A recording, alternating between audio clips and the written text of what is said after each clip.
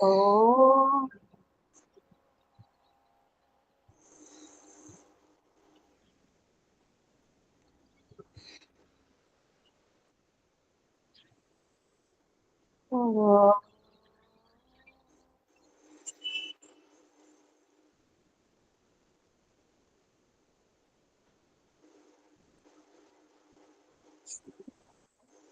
ఓం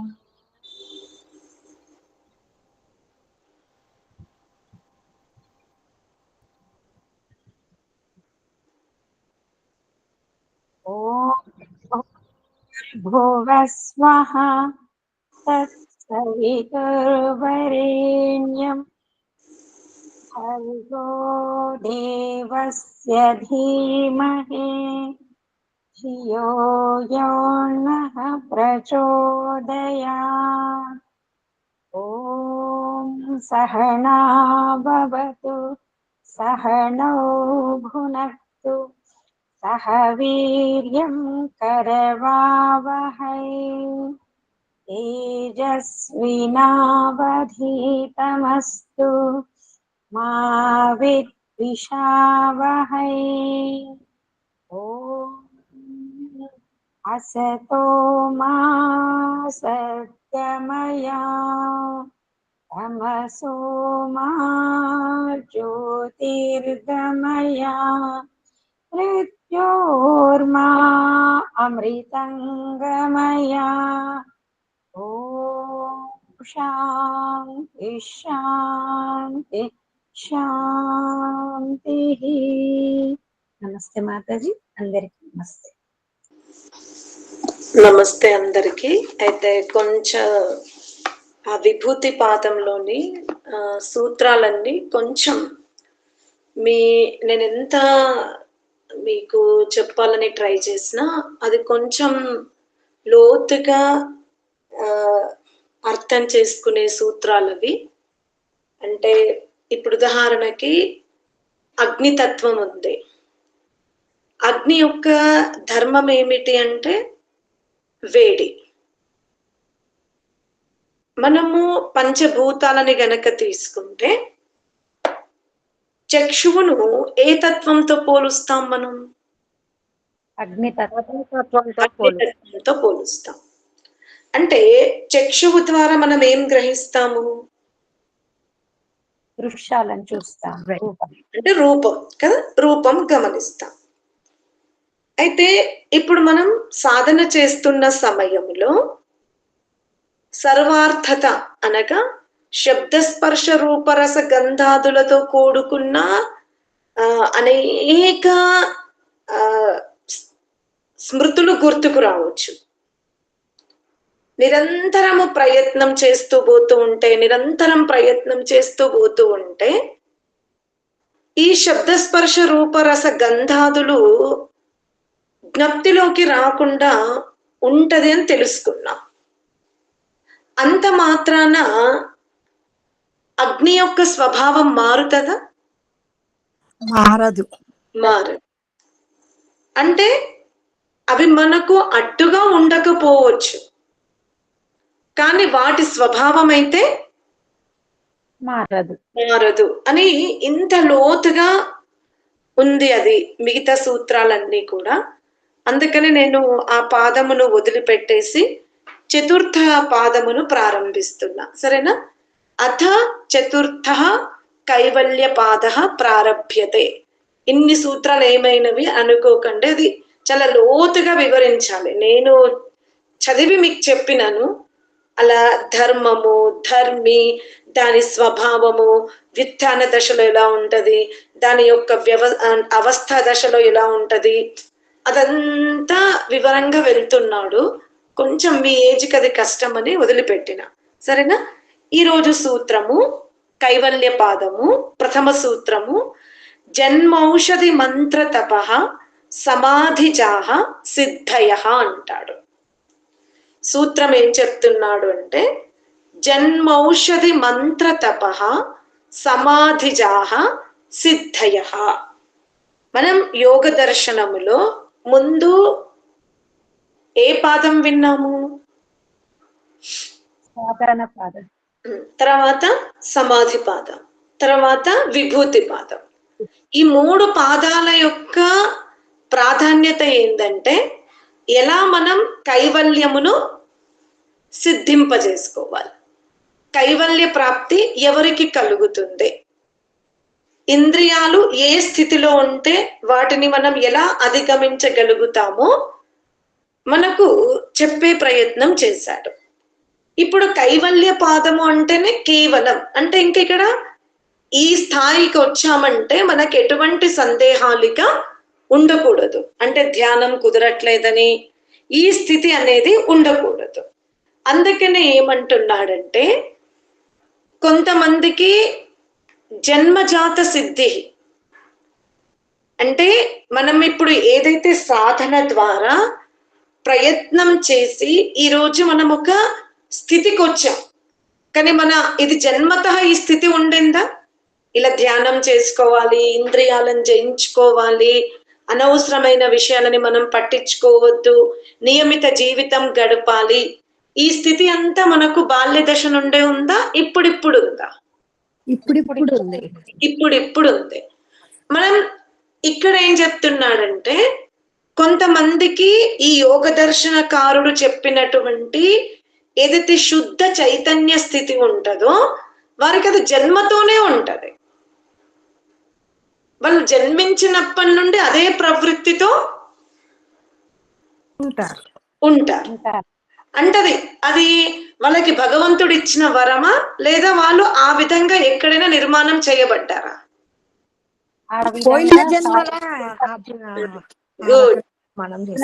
వాళ్ళు పోయిన జన్మలో ఆ విధమైనటువంటి శుద్ధ చైతన్య స్వరూపాన్ని ప్రయత్నం చేసి సిద్ధింపజేసుకున్నారు. అర్థమైందా? వాళ్ళు కూడా ఏదో ఒక జన్మలో ఈ రోజు మనం ఎంత కష్టపడుతున్నామో, ఎలా ప్రయత్నం చేస్తున్నామో, ఎంత జిజ్ఞాసతో ఉన్నామో ఈ స్థితి కూడా ఒకప్పుడు వాళ్ళకి ఏదో ఒక జన్మలో ఉండింది.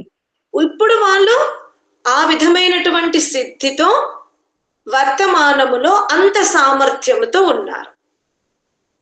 అలా సామర్థ్యముతో ఉన్న వాళ్ళని మనం ఏమంటాము? జన్మజాత సిద్ధి. అంటే వాళ్ళు యోగానుష్ఠానమును ఇక్కడ ఆచరించలేదు, ఎక్కడ ఆచరించారు? పూర్వజన్మలో ఆచరించారు. ఆ పూర్వజన్మలో వాళ్ళు చిత్తమును ఎంత గొప్పగా తయారు చేసుకున్నారంటే ఇప్పుడు మనం విన్నాం కదా, అభ్యాసం చేస్తూ ఉంటే చిత్తమున ఏకాగ్రతనే ఉంటది, ఇలా కుటిల నీతులు, రాగద్వేషాలు, కపటం ఇదంతా ఏమి ఉండకుండా చిత్తమును వాళ్ళు కడిగేసుకున్నారు. కాబట్టి ఇప్పుడు వాళ్ళకు జన్మతో చిత్తం ఎలా ఉంది? చాలా శాంతముగా సిద్ధముగా ఉంది. అర్థమైందా? అంటే వాళ్ళు పూర్వ జన్మలో ఆ ప్రయత్నం చేసుకున్నారు. అర్థమైందా? ఇంకోటి, ఇన్ని గ్రంథాలు చదివి వాటిని నిరంతరము 8 గంటలు 10 గంటలు ఉపదేశం ఇచ్చినంత మాత్రాన జన్మజాత సిద్ధి వాళ్లకు లభించదు. జన్మజాత సిద్ధి ఎవరికి లభిస్తుంది?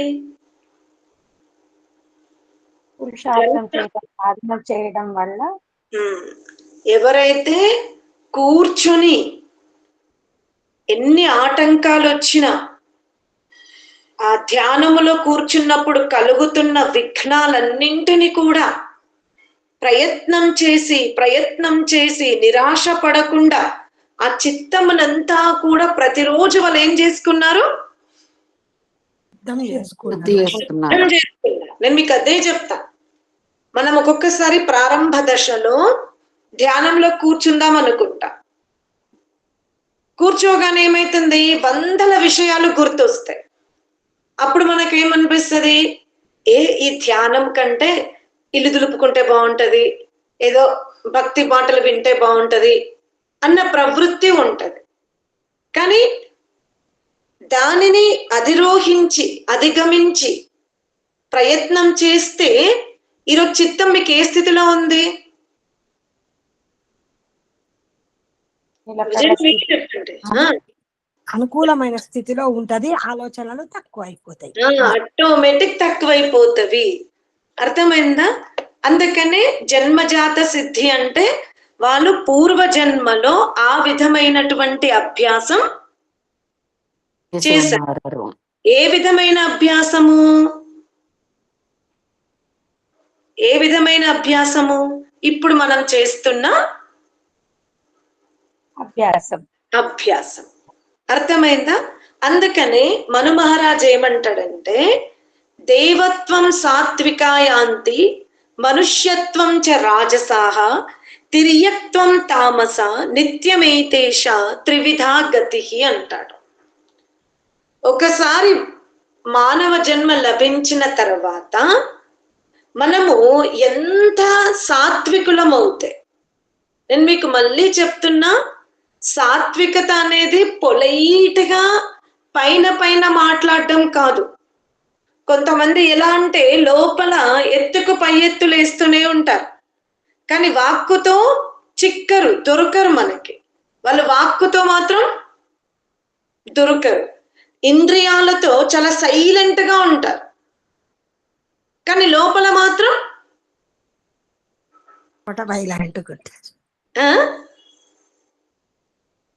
ఏదో సామెత ఉపయోగించారు చేద్దామా? అయినా సైలెంట్ అంటే లోపల వైలెంట్ ఉంటారు అని చెప్తా. అర్థమైందా? వాళ్ళు సాత్వికులు కాదు, అది గుర్తుపెట్టుకోండి. వాళ్ళు పైన పైన ఎన్నో నాటకాలు ఆడొచ్చు, మాకు లోక్యం తెలీదు, మేము చాలా అమాయకులము, మేము చాలా మంచి వాళ్ళము అనే స్వభావాన్ని బయట ఎంత చూపించినా భగవంతుడు అంతర్యామి గనక భగవంతునికి లోపల స్వభావం కూడా తెలుస్తుంది. వాళ్ళని మీరు సాత్వికులు అనకూడదు. ఇంకొంతమంది ఎలా ఉంటారంటే లోపల ఏమి కపటం ఉండదు, ఏ ఎత్తుకు పై ఎత్తులు వేయరు, కానీ వాక్కు ద్వారా టక్కున కావున వీళ్ళు రాజసికులు కాదు. ఎవరైతే వాక్కుతో టకాటక అనేస్తారో వీళ్ళు రాజసికులు అనుకోవడానికి వీల్లేదు. అలాగే ఎవరైతే సైలెంట్ గా కిల్లర్ గా పనిచేస్తారో వాళ్ళని కూడా మనం సాత్వికులు అనడానికి వీలు లేదు. ఎవరు సాత్వికులు అంటే భాక్షాంతరం, లోపల బయట ఎవరి స్వభావం అయితే మృదువుగా ఉందో, సత్వముగా ఉందో, యథాయోగ్యముగా ఉందో, ప్రీతియుక్తంగా ఉందో వాళ్ళే సాత్వికులు. అర్థమైందా?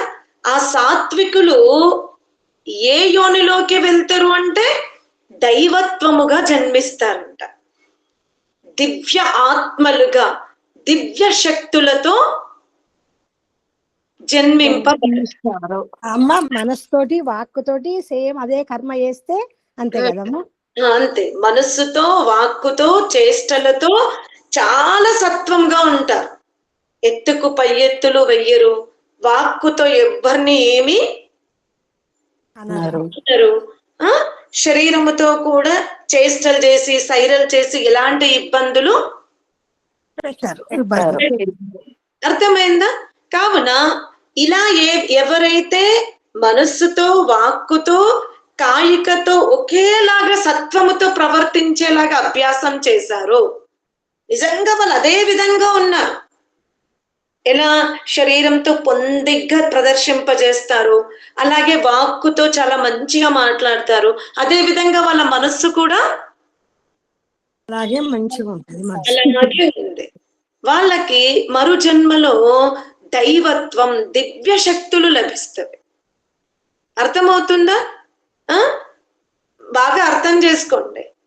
పైకి మాత్రం పొలైట్ గా మాకు ఏమి తెలియదు అన్నట్టుగా మాట్లాడతారు, కానీ లోపల మాత్రం వాళ్ళు ఎలా చేస్తారు? ఎత్తుకు పై ఎత్తులు వేస్తూనే ఉంటారు. వాళ్ళు సాత్వికులు కాదు. అలాగే కొంతమంది మనస్సులో ఎటువంటి కపటం పెట్టుకోరు, కానీ వాక్కుతో టక్కున అనేస్తారు. అన్నంత మాత్రాన వాళ్ళు రాజసికులు కాదు. ఇది గుర్తు పెట్టుకోండి. మరి ఎవరు సాత్వికులు అంటే ఎవరి మనసు శుద్ధముగా ఉందో, ఎవరి వాక్కు మృదువుగా ఉందో, ఎవరి చేష్టల్లో పవిత్రత ఉందో వాళ్ళే సాత్వికులు. ఇప్పుడు ఈ సాత్వికత్వమును మన పైన మనం అన్వయించుకుందాం. మనమే జడ్జిమెంట్ చేసుకోవాలి కదా, అవునా కదా? ఈ ఈ ఈ గుణము మనలో ఎంత పర్సంటేజ్ ఉండొచ్చు?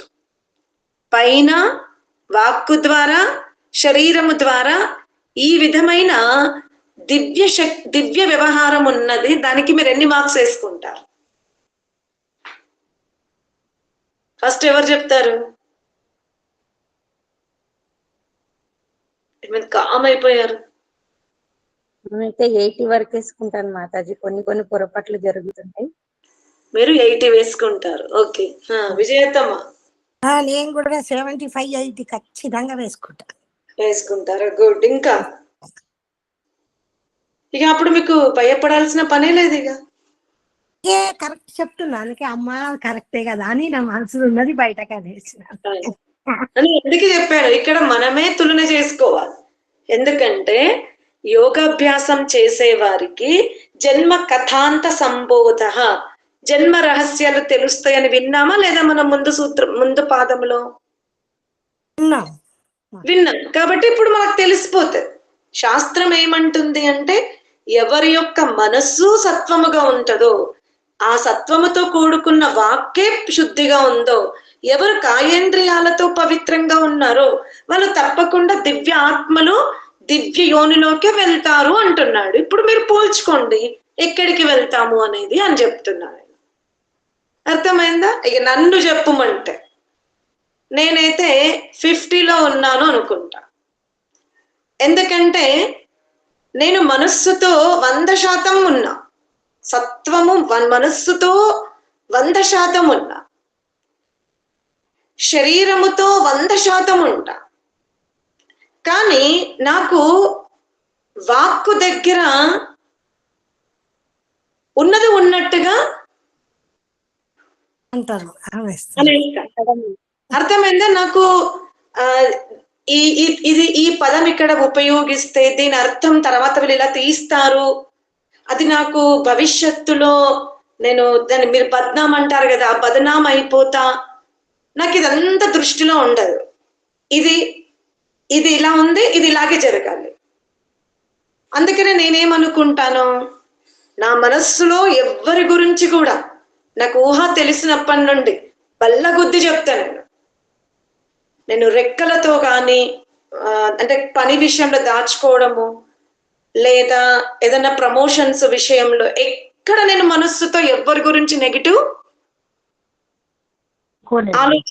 అస్సలు ఆలోచించా. ఇక నా కర్తవ్యాలు ఏవైతే ఉంటాయో అవి నేను ఇట్లా బోర్లేసుకోను, అలానే నా కర్తవ్యాలను తెలివిగా వేరే వాళ్ళ మీద రుద్దను. ఈ రెండు మాత్రం నేను 100% చెప్తా. ఈ రెండిట్లో మాత్రం నేను చాలా ప్యూరిటీగా ఉన్నా. కానీ వాక్కు దగ్గరకు వచ్చే వరకు నేనేం చేస్తాను,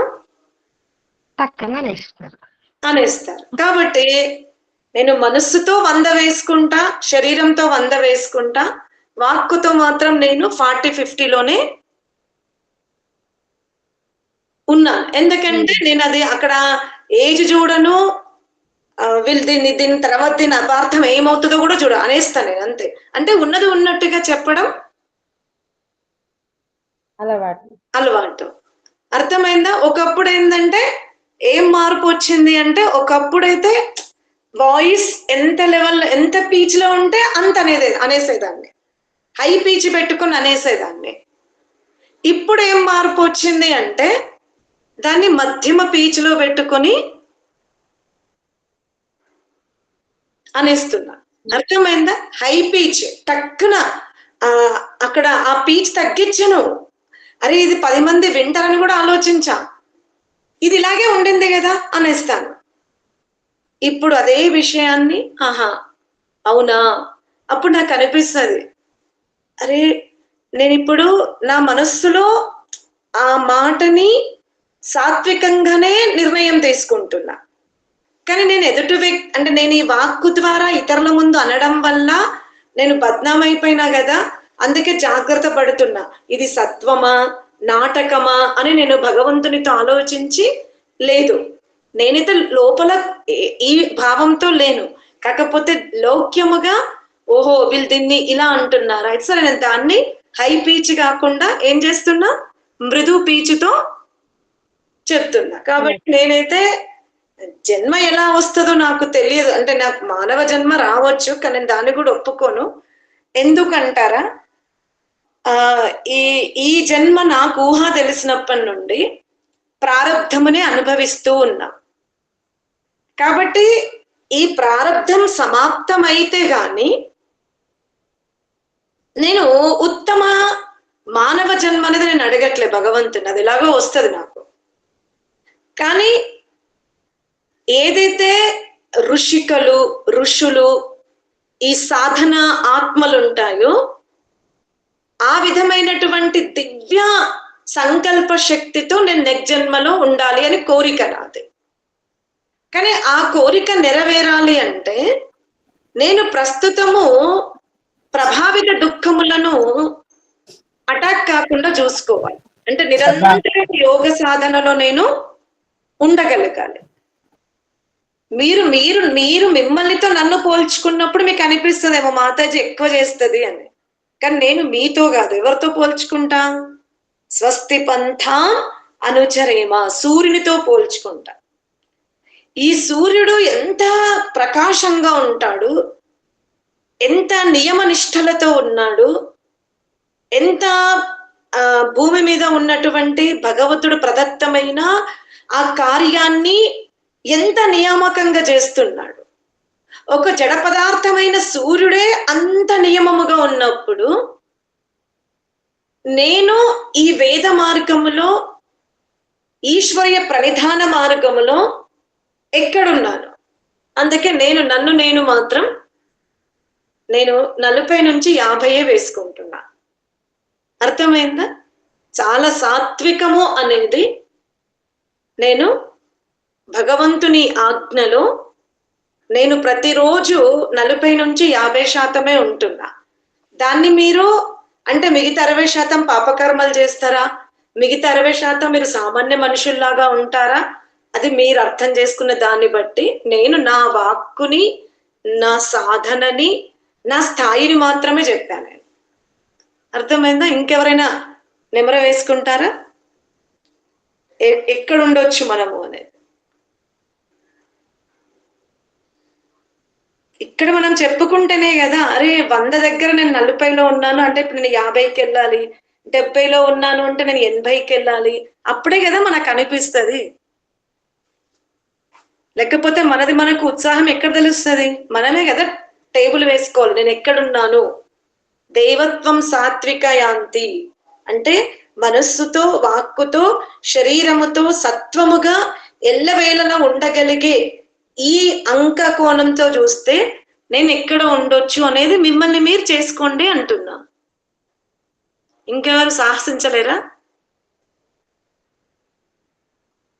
ఏమైంది? 14 ఆత్మలు ఉన్నాయి నాతో కలిపితే. 3 ఆత్మలే చెప్పుకున్నారు, ఇంకే ఆత్మలు? మాతాజీ నాదైతే 25 వేసుకుంటాను మాతాజీ. నేను ఎవరి కుళ్ళు కుతంత్రాలు ఉండు, ఏదైనా ఎవరన్నా మాట అంటే తప్పు ఏదైనా జరిగితే మాత్రం గట్టిగా అనేస్తాను మాతాజీ. అది తగ్గించుకుందాం అనుకున్నా అవ్వట్లేదు ఇంకా మాతాజీ. అవ్వట్లేదు అనుకో, అవుతుంది. ఎందుకంటే నేను కూడా నీలాగే హైప్ అంటే ఈ ధ్యానం ద్వారా ఇంకా బాగా డీప్ గా చేసి తగ్గించుకుంటాను మాతాజీ. Okay, good. నెక్స్ట్ ఇంకెవరున్నారు? నమస్తే అమ్మా. నమస్తే రా. చెప్పింది ఇప్పుడు అనుకున్నాను 50 అనుకున్నాను, కాకపోతే అనుకున్న దాన్ని బట్టి మీరు చెప్పిన దాన్ని బట్టి చూస్తే ఇంకా 40లోనే అని. అదే నేను 50 వేద్దాం అనుకున్నారా? నవ్వే నువ్వు 50 వేసుకోవచ్చు అనే లోపే నువ్వు 50 అన్నావు. సరే, ఓకే. ఇంకా ఎట్లా అంటే నాకు లౌక్యంగా మాట్లాడడం రాదమ్మా, ఏది ఉంటే అది బయటికి అనేస్తా. ఎక్కువ మాట్లాడకపోయినా ఉన్నది మాత్రం అంట. నాకు అట్లా నెమ్మదిగా శృతిమెత్తగా మాట్లాడడం అనేది రాదు. అట్లా ఉన్నది ఉన్నట్టుగా అంట. మరి దాంతో ఎవరైనా హర్ట్ అయితే అవ్వచ్చు కదా. చూడు నాన్న, ఇక్కడ మనం హట్టింగ్ గురించి అస్సలు మాట్లాడుకోదు. అందుకే నేను చెప్పా, ఒక సిచ్యువేషన్ ని మనం బుద్ధిపూర్వకంగా ఎత్తుకు పై ఎత్తులు వేసి మాట్లాడుతున్నామా? అట్లాంటిది ఉండదు అమ్మా. కానీ అదే చూసుకోవాలి. చాలా మంది ఏంటంటే మనసులో ఒక రకమైన యోచన చేస్తారు, అది బయటపడద్దని వాక్కును ఇటు అటు ఇటు అటు ఇటు అటు మల్లెపూల దండ అల్లినట్టుగా అల్లుతూ ఉంటారు. ఆ స్వభావం మనకు వాక్కులో ఉందా, మనస్సులో ఉందా? ఇంకొంతమంది ఎలా అంటే ఏం పని చేయరు, అసలు చెయ్యరు పని, కానీ ఎలా ఎలా చేతులతో చాసలు ఎట్లా ఉంటాయంటే చాలా పని చేస్తున్నట్టుగా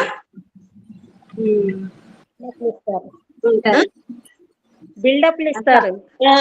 ఇది అసలు చూస్తూ ఉంటే ఏం పని చేయరు, కానీ చూస్తే ఎంత బిల్డప్ ఇస్తారంటే బా పొద్దుటి నుంచి వంట ఇంట్లోనే ఉంది, జరగనే లేదు. చూస్తే ఏమి ఒళ్ళు ఇంత కూడా కదుపరు. అలాంటి స్వభావంలో ఉన్నామేమో అని నేను మనది మనం, ఎందుకంటే మనం జన్మజాత సిద్ధిలోకి వెళ్ళాలి అంటే ఈ క్వాలిటీస్ నుండి మనని మనం ఏం చేసుకోవాలి? శుద్ధి చేసుకోవాలి. ఉండొచ్చు ఏదో ఒక సాత్విక అంటే మనస్సుతో ఎత్తుకు పై ఎత్తేసిన స్వభావం ఉండొచ్చు, వాక్కుతో ఉండొచ్చు, చేష్టేంద్రియాలతో ఉండొచ్చు, కానీ ఇక్కడ మనం ఏం చేస్తున్నాము? దాన్ని మనం ఏం చేస్తున్నాం? మార్చుకుంటున్నాం అంతే. ఇంకొకటి మళ్ళా మనకు కనబడిందే నిజమని అనుకునే స్వభావం ఇదివరకు కొంచెం ఉండినా ఇప్పుడు అర్థమవుతుంది కదమ్మా. దాంతో కూడా కొన్ని తప్పులు చేసే అవకాశాలు ఉండేది, ఇప్పుడు కొంచెం అది కాదు అని నెమ్మది అయ్యే స్వభావం వస్తుంది ఇప్పుడు మనకు. నేను అదే అంటున్నాను, ఇక్కడ మనం యోగ సాధకులం, ఆత్మ నిరీక్షణ ఇది.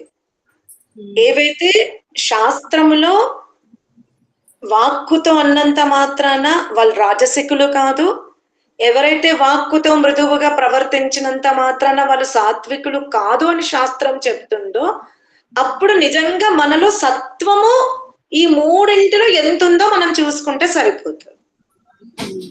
జీరో ఉన్నా బాధపడద్దు. ఇప్పుడు ఏం చేయాలి? దాన్ని మనం అవకాశం ఉంది కాబట్టి పెంచుకుంటూ వెళ్ళాలి అంతే. ఇప్పుడు మనం నిజంగా మనలో యాక్సెప్టెన్షన్ లేదనుకో, ఇంకా ఆత్మ ఎప్పుడు కూడా శుద్ధం అవ్వదు. మళ్ళీ చక్రంలోనే పడతాం. ఏ చక్రంలో? బ్రహ్మ చక్రంలో. అదే చెప్తున్నా, దైవత్వం సాత్వికాయాంతి. ఎవరైతే సత్వగుణముతో తమని తాము తీర్చిదిద్దుకుంటున్నారో వాళ్ళు జన్మజాత సిద్ధికెళ్ళినప్పుడు దివ్య శక్తులతో జన్మించబడతారు అంటున్నారు. తర్వాత మనుష్యత్వం చ రాజసాహ. ఎవరైతే ఎత్తుకు అంటే పెద్దగా మాంసభక్షణ చేయలేదు, ఎవరినేమి దోచుకోలేదు, ఎవరి హింస చెయ్యలేదు, కానీ ఇదే యోజన, మనసుతోటి ఒక రకమైన యోజన. ఇప్పుడు బిల్డప్ ఇస్తారు కదా పని చేస్తున్నట్టు, ఇదంతా రజోగుణం అన్నమాట. ఈ రజోగుణ స్వభావము గలవారు ఏ జన్మలోకి వెళ్తారు అంటే మనుష్య జాతిలోకి వస్తారు. అర్థమైందా? వాళ్ళకి ఏ జన్మ లభిస్తుంది? జన్మజాత సిద్ధి ఏది? మనుష్య జాతి. అంటే పెద్దగా ఎవరిని దోచుకోలేదు, అన్యాయము చెయ్యలేదు. అదే పశువులను హింసించడము, లేదా ఎవరికో వెళ్ళవలసిన ఆ స్థితిని అనేక కుటిల నీతి చేసి లాగేసుకోలేదు. కానీ ఇలాంటివి కొన్ని చేష్టలు ఉంటాయి కాబట్టి మనకి ఏ జన్మ వస్తుంది? మనుష్య జన్మ వస్తుంది. తిర్యక్త్వం తామస. ఎవరైతే పరప్రాణిని పీడింపజేశారో, రోధింపజేశారో, వారి నీడని లాక్కున్నారో, వారి యొక్క హక్కుని లాక్కుంటారో, ఇంకా వారు మనుష్య జాతి నుండి ఎక్కడికి పడిపోతారు?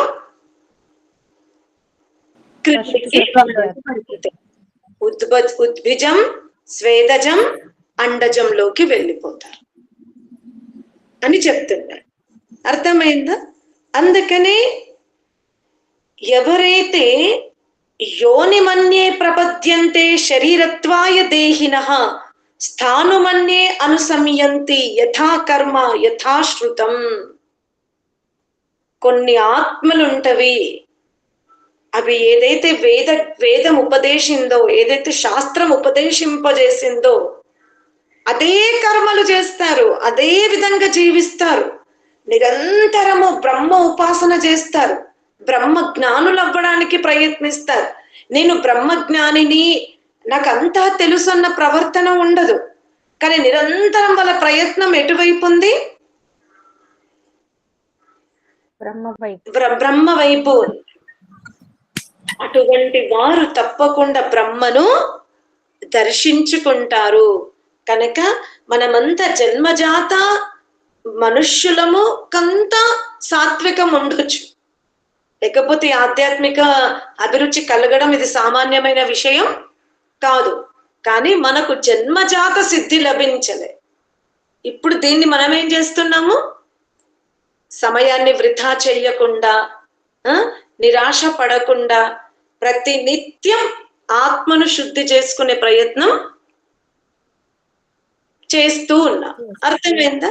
ఇంకొకటి ఉంటది, పూర్వకృత ఫలానుబంధాత్. ఒకటేం చెప్పాను? జన్మజాత సిద్ధి. కొంతమందికి జన్మతోనే వివేకం ఉంది, జన్మతోనే వైరాగ్య స్థితి ఉంది. కానీ మనకు పూర్వకృత ఫలానుబంధాత్. సరే, మనకి దైవముతో కూడుకున్న జన్మ లభించకపోయినా అభిరుచి ఉంది, ఈ మార్గంలో వెళ్ళాలనే అభిరుచి ఉంది. దానికోసం ఏం చేస్తున్నాం? నిరంతరం ప్రయత్నం చేస్తున్నాం. అంటే వేరే వాళ్ళకి ఎంత చెప్పినా ఈ మార్గం రుచించదు, మనకేమో ఈ మార్గం వదిలిపెట్టాలనే ఇష్టం ఉండదు. కాబట్టి ఈ విధమైన స్థితికి కారణం పూర్వజన్మలో యోగానుష్ఠానం చేసుకోవాలనే కర్మల యొక్క ప్రవృత్తి ఉండింది, సిద్ధింపజేసుకోలేదు. ప్రవృత్తిని మాత్రం లబ్ధి చేసుకుంటాం. అర్థమైందా? బాగా అర్థం చేసుకోండి. మనం జన్మతః సిద్ధ పురుషులం కాదు, కానీ పూర్వజన్మ కర్మలు, పూర్వజన్మ ఆసక్తి ఈ జన్మకి ఏం చేసింది? మనని అటువైపు నడిపిస్తుంది. అర్థమైందా? ఈరోజు మన జీవితం అంతా పూర్వజన్మలో పడిన బీజాల యొక్క వృక్షమే. మనం పూర్వజన్మలో ఏం చేసుకొని వచ్చాం? ఈ విధమైన విత్తనాలను ఆత్మలో వేసుకున్నాము. అర్థమైందా? మనం ప్రథమ స్టేజ్ లో లేము, కానీ ఎక్కడున్నాం? ద్వితీయ శ్రేణిలో. ఏంటి? పూర్వజన్మ బీజాలు ఇప్పుడు మనం దాన్ని ఏం చేసుకుంటున్నాం? అంకురింప చేసుకుంటున్నాం. అర్థమైందా? ఇంకొకటి ఉంటది, ఇప్పుడు మనం అంటాం కదా ఔషధ జాత సిద్ధి. ఇప్పుడు మన వ్యవహారంలో సాత్వికంగా ఉండాలి అంటే కొంతమంది ఏం చెప్తారు? సాత్విక ఆహారమే తీసుకోండి అంటారు. ఎందుకంటే అన్నముతో మనసు ప్రభావితము అవుతుంది. ఈ సిద్ధాంతాన్ని మీరు చాలా మంచిగా అర్థం చేసుకోండి. మనం తీసుకునే ఆహారము సత్వమైతే మన వ్యవహారం ఎలా ఉంటుంది? సత్వము డెవలప్ కావడానికి అది ఆధారం అవుతుంది. మనం తీసుకునే ఆహారము రజోయుక్తమైతే రజోగుణము వృద్ధి చెందడానికి ఆ ఆహారము ఆధారం అవుతుంది. మనం తీసుకునే ఆహారము తమస్సుతో కూడుకున్నది ఉంటే మన ప్రవృత్తి కూడా తమస్సు గుణం వైపే వెళ్తుంది. కానీ ఇది ఎవరికి ఈ సూత్రము? జన్మజాత సిద్ధి వాళ్లకు వర్తించదు, పూర్వజన్మ ఫలానుబంధములకు కూడా వర్తించదు. గుర్తుపెట్టుకోండి. మనస్సులో సత్వగుణ ప్రధానము, రజోగుణ ప్రధానము, తమోగుణ ప్రధానం ఎవరికి జరుగుతుంది? ఎవరైతే ఇప్పుడు బీజాలు వేసుకుంటున్నారు వాళ్ళు ఈ బీజాలు జాగ్రత్తగా పడాలి అంటే వాళ్ళు ఏ ఏ నియమాలు పాటించాలి? ఆహార నియమాలు పాటించాలి. ఆహార నియమాలు పాటించాలి. మీకు సూత్రం అర్థమైందా? ఎవరైతే పూర్వజన్మలోనే ఆ విధమైన సత్వాన్ని డెవలప్ చేసుకున్నారో వాళ్ళకి ఈ జన్మలో ఆహారంతో సంబంధం లేకుండానే వాళ్ళు ముందుకు వెళ్తారు. మీరు లోకంలో చూడండి, చాలా మంది మాంసభక్షకులు ఉంటారు, కానీ వాళ్ళు ధ్యాన కేంద్రంలోకి వెళ్ళి మాకు మంచిగా మెడిటేషన్ కుదిరిందని చెప్తారు. వాళ్ళు అనేక వ్యసనాలతో కూడుకున్న పానీయాలు స్వీకరిస్తారు, కానీ సమాజహితమైన కార్యములు చేస్తారు. అంటే వీళ్ళని మీరు ఎక్కడ పెట్టాలి? పూర్వజన్మ సుకృత బీజాల వలన వర్తమానంలో వాళ్ళు ఎటువంటి ఆహారము తీసుకున్నా ఆ పూర్వజన్మ బీజము వాళ్ళని ఏం చేస్తుంది? ఆధ్యాత్మిక మార్గం నుండి రక్షిస్తూ ఉంది. వృద్ధిలో లేదు, జన్మజాత సిద్ధిలోకి వెళ్ళరు, కానీ ఎక్కడున్నారు వాళ్ళు? కిందికి పడిపోరు. కానీ ఎవరైతే జన్మజాత లక్షణాలతో లేరు, ఎవరిలో అయితే పూర్వజన్మ సంస్కారాలే లేవు, ఇప్పుడిప్పుడు ఆధ్యాత్మిక బీజాలు వేసుకోవాలనుకునే వాళ్ళు ముందుగా పాటించవలసిందేంటి? ఆహార నియమాలు. అర్థమైందా? అసలు ఆహార నియమాలు పాటించరనుకోండి, అప్పుడు ఆ ఆత్మలో ఆధ్యాత్మిక బీజాలు పడే అవకాశం ఉండదు. అందుకని ఆధ్యాత్మిక మార్గంలో విజయం సాధించాలి అంటే ఋతువులకు అనుకూలమైన ఆహారం తీసుకోవాలి.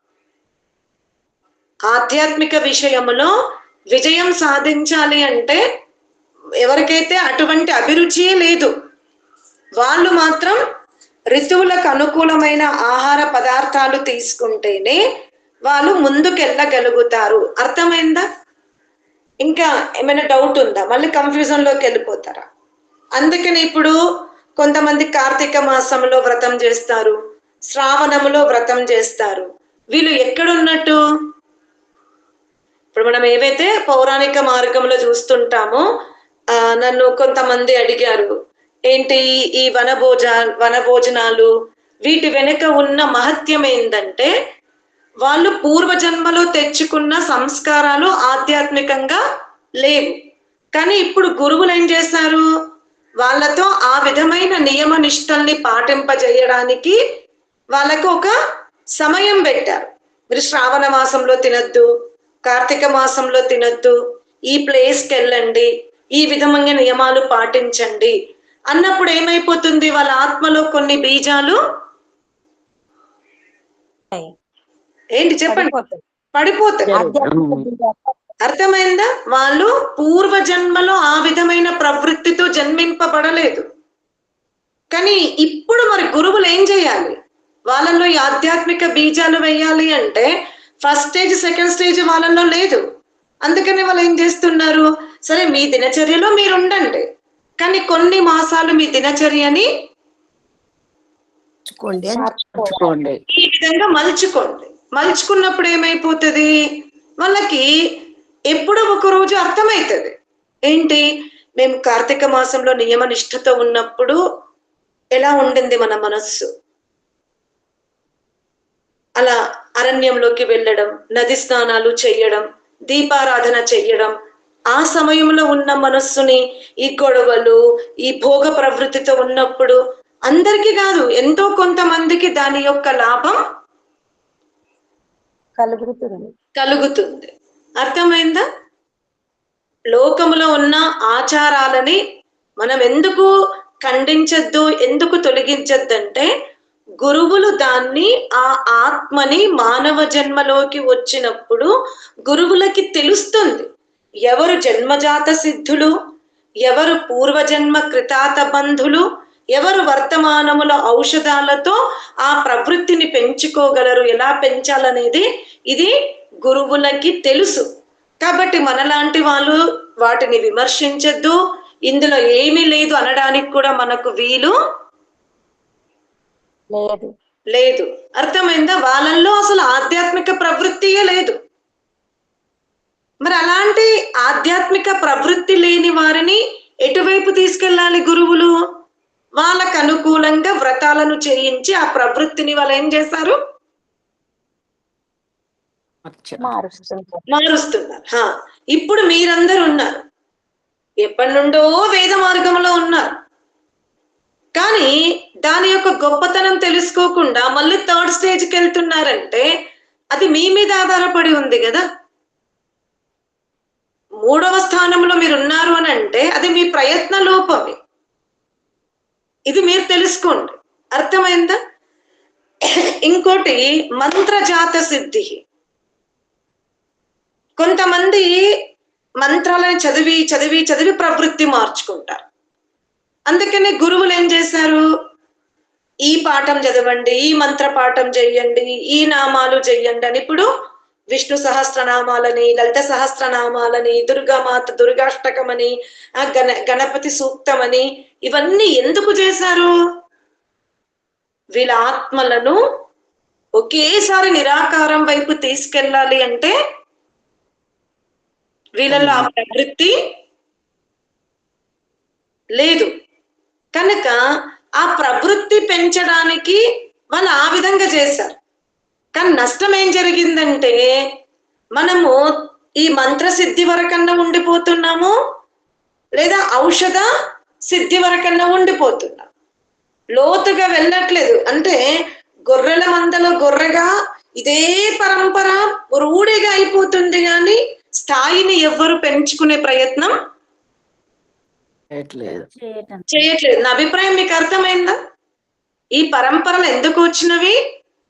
వర్తమానములో ఆధ్యాత్మిక బీజాలే లేవు, ఆత్మతత్వమే రుచించదు. పొందిగా కూర్చుని వాళ్ళు కొంతమంది అంటారు, మాతో ఎంతకంత మేము దాన ధర్మాలు చేస్తామండి, కానీ ఈ ధ్యానము ఈ యాగాలు మనతో కావంటే గురువులు ఏం చేశారు? అరే కాదు, ఇలాగే మనం మొదలు పెడితే వీడు ఇంకెప్పుడు ఈ ఆత్మ ఎప్పుడు ఆధ్యాత్మిక మార్గంలోకి వెళ్ళదు. అందుకనే దాన్ని నెమ్మదిగా స్థాయిని ఏం చేశారు? ఉన్న స్థాయిని తగ్గించలేదు, ఇంకా వీలైనంత వంటికి ఒక స్థాయిని ఇచ్చారు. ఉదాహరణకి నారద మహర్షి యొక్క సంవాదములో ఒకటి వస్తుంది. సృష్టికర్త అంటే యజ్ఞపతి, మనమందరము కూడా వెళ్ళి పరమాత్ముడు ఏం చెప్పాడంటే, నీవు మానవ జన్మ ఎత్తావు గనక నువ్వు తప్పకుండా పరవేష్టి యజ్ఞాలు చేయాలి, పక్షేష్టి యజ్ఞాలు చేయాలి, దైనిక అగ్నిహోత్రం చేయాలి, అయనములు చెయ్యాలి, యాగములు చెయ్యాలి అని చాలా స్పష్టంగా పరమాత్ముడు ఆదేశం ఇచ్చాడు. అంటే ఇది అనివార్యం, నువ్వు ఉదయం సాయంత్రం కంపల్సరీ యజ్ఞం చేయాల్సిందే. అప్పుడు ఒక క్షత్రియుడు లేచి అడిగాడు, అయ్యా నేను సూర్యాస్త సమయములో యుద్ధ భూమిలో ఉంటాను, నేనప్పుడు ఆయుధాలను అంటే సూర్యాస్తం అయిపోయిందంటే యుద్ధం ఆగిపోతుంది, కరెక్టే. కానీ మేము ఆ ఆయుధాలన్నింటినీ కూడా శుద్ధి చేసుకుని భద్రపరిచి నదికి వెళ్ళి స్నానం చేసి వచ్చే వరకు ఏమైపోతుంది? చీకటి పడిపోతుంది. అప్పుడు వైశ్యుడు లేశాడు, అయ్యా నేను కూడా ఈ శకటముల ద్వారా దూర ప్రాంతాలకు వెళ్ళి వస్తువులని అమ్ముతున్నాను, మళ్ళీ నేను తిరిగి వచ్చే వరకు అదే రాత్రి ఇంటికి వస్తానా, తెల్లవారు వస్తానా, మర్నాడు వస్తానా కూడా నాకు తెలియదు. కనుక ఈ సూర్యోదయ సూర్యాస్త సమయాన్ని ఈ వ్రతమును నేను ఆచరించాలి అంటే నా వల్ల కూడా ఎల్లవేళలా కాదు అని తన సమస్యని పెట్టాడు. అప్పుడు సేవకుడు అంటే ఎవరైతే యజమాని దగ్గర సేవ చేస్తాడో అతను అన్నాడు, ఇప్పుడు యజమాని యొక్క ఆజ్ఞ మీదనే నేను జీవిస్తున్నా, నా యజమానియే పరదేశంలో ఉన్నాడు, నేను అతని వెనుక వెళ్ళినప్పుడు నాకైతే ఇంకా అవకాశమే దొరకదు కదా. అప్పుడు శాస్త్రీయ చర్చ చేసి సరే కనీసం ఒక్క పూట చేసుకోండి అన్నారు. ఏమన్నాడు? ఒక పూట చేసుకో. ఒక్క పూట చేయమన్నారు. మళ్ళీ ఇదే సమస్య పట్టుకొచ్చారు. మేము సూర్యోదయానికి ముందు లేచి శత్రువు యొక్క ఆక్రమణ జరగక ముందు ఆయుధాలను శుద్ధి చేసుకోవాలి, ఇతనేమో నేను ఎడ్ల బండి కట్టుకోవాలి, ఇది కూడా కుదరట్లేదు అని అంటే సరే కనీసం పక్షేష్టి యాగాలు చెయ్యండి అన్నారు. అరే ఒక్కొక్కసారి మేము ఆ పక్షమునందు దూర ప్రాంతంలో ఉన్నాం, అప్పుడే యుద్ధం జరుగుతుంది అంటే సరే మాసేష్టి యాగాలు చెయ్యండి అన్నారు. లేదు లేదు మేము మాసేష్టి యాగాలప్పుడు కూడా మాకు విఘ్నం కలుగుతుంది, ఇంకా ఎక్స్క్యూజ్ ఇవ్వండి అంటే అయన యజ్ఞాలు చెయ్యండి అన్నాడు. అది కూడా కుదరట్లేదు అని అంటే కనీసం వార్షికోత్సవాలు చేసుకోండి అన్నారు. అది కూడా కుదరదంటే కనీసం నీకు వీలున్నప్పుడు చేసుకోరా అన్నాడు. అది కూడా కుదరదంటే ఇక నరకానికి తలుపులు తెరుచుకోమన్నారు. ఇది సిద్ధాంతం. అర్థమైందా? అలాగే ఎవరైతే ఆత్మలో ధనైశ్వర్యాల ప్రవృత్తి ఎక్కువంది, ఆధ్యాత్మిక ప్రవృత్తి లేని వాళ్ళకి ఈ ఆధ్యాత్మిక ప్రవృత్తి కలిగించాలి అంటే డైరెక్ట్ గా మీరు మెడిటేషన్ చెయ్యండి అంటే చేస్తాయి ఆత్మలు? చెయ్యవు కదా. ఇప్పుడు మీకే ఎంత టైం పట్టింది, పడుతుందా లేదా? ఇందులో కొంతమంది ఉన్నారు ఏంటి ఆర్య సమాజానికి వచ్చి వేద మార్గములో 40 సంవత్సరాల నుంచి ఉన్నా కూడా అప్పట్లో సంధ్య అగ్నిహోత్రం వరకే ఉన్నారు. మరి ఆ రోజు మీరు ఆర్య సమాజ క్షేత్రానికి వచ్చిన నాడు ఉన్న స్థితికి ఈనాడు ఉన్న స్థితిలో మీకు మెరుగుందా లేదా? ఉంది. అంటే దీనికి ఎంత ప్రయత్నం చేయాల్సి వచ్చింది? మీరు ప్రయత్నం చెయ్యకుండానే ఈ స్థితికి వచ్చారా? ప్రయత్నం చేస్తేనే వచ్చినాం. ప్రయత్నం చేస్తేనే గురువులు చెప్పుడు ప్రయత్నం చేయడం అంటే మీ ఆత్మలని ఈనాడు ఈ స్థితికి మీరు తెచ్చుకోవాలన్నా లేదా గురు ప్రయత్నం వల్ల జరగాలన్నా ఎన్ని సంవత్సరాలు పట్టింది?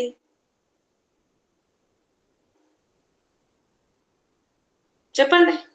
ఈరోజు మీరున్న ఈ స్థితికి రావడానికి ప్రయత్నం మీరా గురువుల చెప్పండి ఎన్ని సంవత్సరాలు బట్టి ఉండొచ్చు? దాదాపు 25-30 సంవత్సరాలు బట్టి ఉంటది. మరి అర్థమైందా? ఆల్రెడీ పూర్వజన్మ సంస్కారాలు ఉంటేనే 30 ఏళ్ళు పట్టింది. అసలు పూర్వజన్మ సంస్కారం లేని వాళ్ళకి ఎంత సమయం పట్టొచ్చు? అందుకనే మంత్ర సిద్ధి వచ్చింది. మంత్రాలను చదవండి, కనీసం గట్టిగా చదవండి, పారాయణ రూపంలో చదవండి, కానీ చదవండి. అర్థమైందా? అలానే మంత్రజాత సిద్ధికి మనం వెళ్ళామా వద్దా? నేను కళ్యాణమ్మ గారు వద్దు మాతాజీ, ధ్యాన స్థితిలోనే ఉందా. అది అర్థమైందా? ఇప్పుడు బాగా అర్థం చేసుకోండి. ఎవరైతే ఈ పారాయణల వెనుక మీరు వెళ్తున్నారు అని అంటే మీరు మీ ఆత్మస్థాయిని తగ్గించుకున్నట్టే. నేను ఎవరిని విమర్శించట్లేదు. మాతాజీ వెళ్ళొద్దా గీతా పారాయణంకి? మాతాజీ మేము లలిత సహస్రనామాలకి వెళ్ళొద్దా? వెళ్ళండి, ఎవరొద్దన్నారు. కానీ ఇక్కడ యోగ దర్శనకారుడు ఏమంటున్నాడు? అవన్నీ కూడా ప్రారంభ దశ మాత్రమే. మరి ఇంకా మీరు ఆనే నేర్చుకుంటారా? పీజీకి వెళ్తారా? పీజీ క్లాస్ లో ఉంటారా? పూర్ణమాల నేర్చుకుంటారా అని అడుగుతున్నా. చెప్పండి. ఇంకా పలకమే పట్టుకుందామా లేకపోతే స్వయం అది చేద్దామా? స్వయం చేయడానికి అందుకనే మన కుటుంబ సభ్యులందరూ కూడా ఈ మంత్రపాఠానికి వెళ్ళి వాళ్ళు ఏదో ఉత్సాహంలో ఉన్నారు, వాళ్ళు ఏదో వ్రతాలు చేస్తుంటే ఎంతో ఉత్సాహంగా ఉన్నారు, నేను భిన్నంగా ఉన్నానని ఆలోచించద్దు. మనం ఎప్పుడో భిన్నమైపోయినాం వాళ్ళకంటే. శరీరంతో కాదు, ఆలోచనతో మనమంతా ఎక్కడికి వెళ్ళిపోయాము? ఋషుల మార్గానికి వెళ్ళిపోయాం. కాబట్టి నిరాశ పడకుండా ఋషుల మార్గాన్ని త్యజించకండి. తర్వాత ఏమంటాడు? తపోజా సిద్ధి. ఇంకొంతమంది ఏంటి? మనసు నిగ్రహించుకోవడానికి ఈరోజు నేను మౌనవ్రతం చేస్తాను, లేదా శీతోష్ణ బాధల్ని సహించుకోవడానికి నేను నేల మీద పడుకుంటాను, చన్నీళ్ళతో స్నానం చేస్తాను. నన్ను ఒకరు అడిగారు, కార్తీక మాసంలో చన్నీళ్ళ స్నానం ఎందుకుంది అని. కార్తీక మాసంలో ఏమి ప్రారంభమవుతుంది వాతావరణంలో? చలి ప్రారంభం. చలి ప్రారంభమవుతుంది. కాబట్టి చలి ప్రారంభమైన సమయంలో మనం ఏ నీళ్లు కోరుతాము? వేడి వేడి నీళ్లు కోరుతాం. అందుకని ఏం చేశారు వీళ్ళు 360 రోజులు చల్లీల స్నానం చెయ్యాలి అంటే ఎక్కడ పట్టుకొచ్చారు వాళ్ళు? కార్తీక మాసం కార్తీక మాసం పట్టుకొచ్చారు. ఏంటి? సహజంగా ప్రవహించే నీటి స్నానము చేస్తేనే ఆరోగ్యంగా ఉంటారు అన్నప్పుడు వీళ్ళు నియమాలు తప్పుతున్నారు. అందుకే వీళ్ళని ఏం చెయ్యాలి మనం? కార్తీక మాసంలో ఎవరైతే చన్నీల స్నానం చేస్తారో, నది స్నానం చేస్తారో వాళ్ళు చాలా పుణ్యవంతులు అవుతారు అని అంటే ఆ జీవాత్మలన్నీ కూడా ఉత్సాహముతో ఈ నియమాన్ని ఆచరిస్తారు. ఇంకా చలికాలం ప్రారంభంలోనే చన్నీళ్ళతో స్నానం చేసి ఎర్లీ మార్నింగ్ లేచిన వాళ్ళకి మిగతా 4 మాసాలు కష్టం అవుతుందా? కాదు, అందుకు వచ్చింది. అర్థమైందా? అలాగే కార్తీక మాసంలో ఒక్క పూటనే భోజనం చేయాలి, అల్లం ఎల్లిగడ్డ తినొద్దు, ఉల్లిగడ్డ తినొద్దు, బయట ఆహారం తినొద్దు, ఎవరో చేసింది తినొద్దు. ఇలా వాళ్ళలో ఈ నియమాలను కలిగింపజేస్తే ఏమైపోతుంది?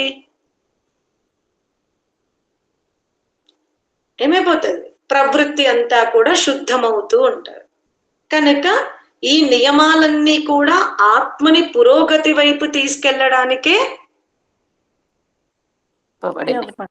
చెప్పబడినవి. కానీ మనం ఆల్రెడీ 11వ మెట్టెక్కి, అరే నేను 11వ మెట్టు దగ్గర ఉన్నా, అందరి కింద గుంపులుగా ఉన్నారని మీరు కిందికి వస్తున్నారు, గుంపుల వైపు చూస్తున్నారు, కానీ నేను ఎంత మెట్టెక్కినా అనేది మాత్రం చూసుకోవట్లేదు. అర్థమైందా? నెక్స్ట్, ఎప్పుడైతే మనం ఈ తపోజ అనగా శీతోష్ణ బాధలని, వాతావరణాన్ని, ఇంద్రియాలను అన్నింటినీ కూడా జయించుకుంటామో అప్పుడు మనకు సమాధి తప్పకుండా సిద్ధింపబడుతుంది. అర్థమైందా? సమాధి స్థితికి మనం వెళ్తాము అంటే ఋషులు ఆత్మని ఈ 5 రకాల సిద్ధుల ద్వారా ఆధ్యాత్మిక మార్గంలో నడిపించే ప్రయత్నం చేశారు. కానీ మనమే వాటిని రహస్యముగా లోతుగా తెలుసుకోకుండా ఏంటి అప్పుడే పై మెట్టెక్కుతాం, అప్పుడే కిందకి వచ్చేస్తూ ఉన్నాం. సరేనా? ఓం శాంతి శాంతి శాంతి.